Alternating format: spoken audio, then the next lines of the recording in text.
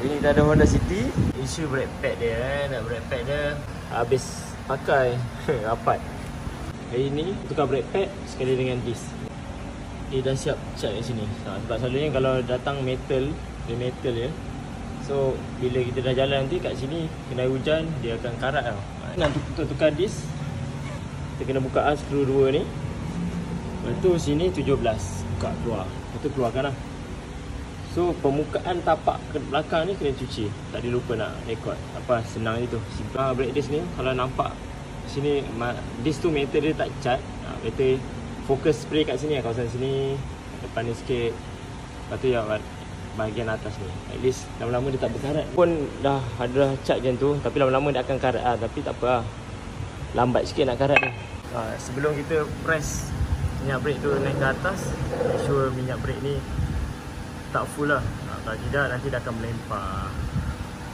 Untuk press brake guna caliper compressor ni. Lepas tu kita kena tengok balik position. Yang ini untuk bahagian dalam, ni luar. Sama. Tengok shape dia dah tahu. Jangan terbalik pula.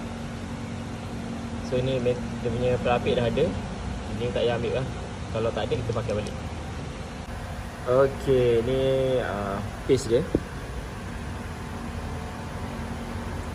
Permanent lubrication metal. So kita untuk brake system kita tak boleh guna grease sewenang-wenang je, sebab dia akan cair. Sebab dia high temperature. So mana tempat kita nak letak benda ni? Tak perlu banyak. Okey, tengok side sini. Kita letak, dah apply.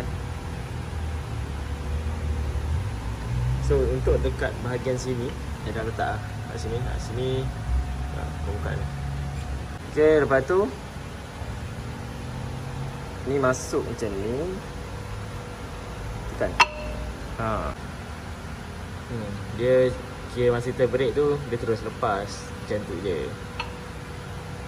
Ngam, settle bahagian ni.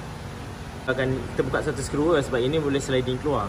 Ni size 12, ni size 19. Pegang lah macam ni. Kita kena pegang. Masukkan. Ketat. Dah settle. Kita sebelah ni.